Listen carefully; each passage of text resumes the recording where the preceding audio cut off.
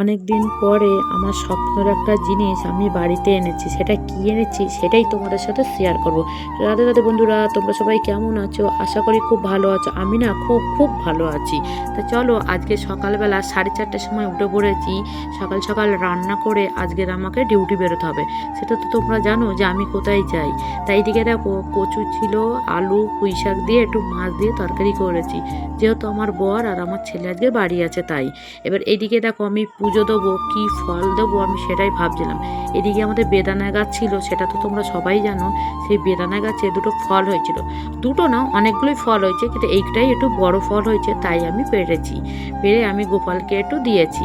দেবার পরে এদিকে দেখো, নিজেও গুছিয়ে নিয়েছি, যেহেতু আজকের বাড়ি আছে আমাকে একটু স্টেশনে দিয়ে আসবে। বেরোনোর আগে আমি একটু দেখছি পুঁই শাক গাছটা দেখো কত বড় হয়েছে। তো এত যত্ন করেছি যে রোগাই হয়েছে, মোটা আর হলো না। তা যাই হোক, আমি এদিকে সকাল সকাল সব কিছু করে, আর এদিকে দেখো বাইকটা নিয়ে দাঁড়িয়ে আছে আমাকে স্টেশনে দিয়ে আসবে বলে। তো সত্যি কথা বলতে এগিয়ে দিয়ে গেলো, খুবই ভালো লাগলো। কোন বাড়ি থাকে না, আমাকে 20 মিনিট মতন বাড়ি থেকে স্টেশনে আমাকে হেঁটে যেতে হয়। তা যাই হোক, ডিউটি করতে গেলে তো করতেই হবে, বুঝতেই তো পারছো। তাই এইদিকে দেখো, আমি ট্রেনে চলে গেছি, যেয়ে স্টেশনে নেমে পড়েছি। আমি যেখানে ডিউটি করি সেখানে আমি ঢুকে পড়েছি। যেহেতু ওই দিকে তো জল জমে থাকে সবসময়, অতিরিক্ত বৃষ্টি হয়েছে, তাই সিঁড়ির তলায় কত জল তাই দেখাচ্ছি দেখো। আর এই গাছগুলো দেখেছো কত সুন্দর গাছগুলো, কিন্তু গাছগুলোর আমি নাম জানি না। গাছগুলো খুব সুন্দর, আমি তাই ভিডিও করেছি তোমাদের সাথে দেখাবো বলে। তাই গাছের আবার ফুলও ফোটে, তা আমি বলতে পারবো না, দেখো ছোট ছোট ফুল ফুটেছে। তাই যাই হোক, ওপরে গিয়ে আমি ড্রেসপত্র পাল্টে নিলাম, কেন রাস্তায় যেহেতু জামা কাপড় তো আমাকে তো রান্না করতে হবে তার জন্যে। আর এইদিকে দেখো, একদিন দাদা কুমড়ো নিয়ে এসেছিলো, আমি বললাম এই দানাগুলো টবের মধ্যে দিয়ে দাও। তা দেখো, বর্ষার জল লেগে ছোট ছোট গাছ বেরিয়েছে।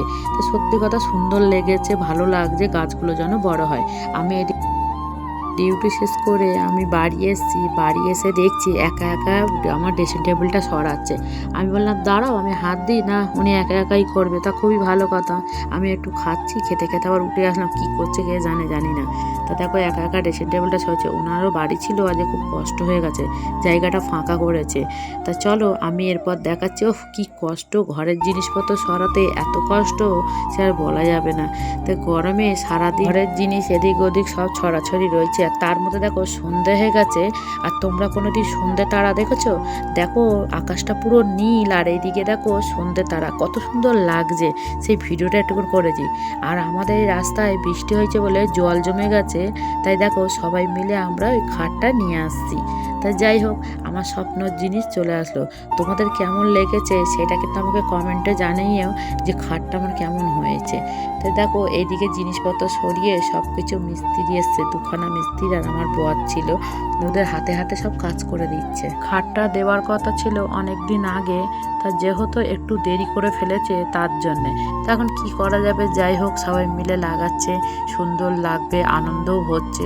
আনন্দর থেকে বেশি কষ্ট হচ্ছে, কেন ঘরের জিনিস। আর এইদিকে দেখো আমার ছেলে আর আমার জাত ছেলে কি করছে। এইদিকে জিনিসপত্র সব বের করে খাটের ভেতরে বক্স খাটের মধ্যে সব ঢুকিয়ে দিয়েছি, আর বিছনার চাদরটা পেতে বালিশটা দিয়েছি। আজ ভিডিওটা এই অবধি, নতুন ভিডিও নিয়ে পরের দিন দেখা হবে।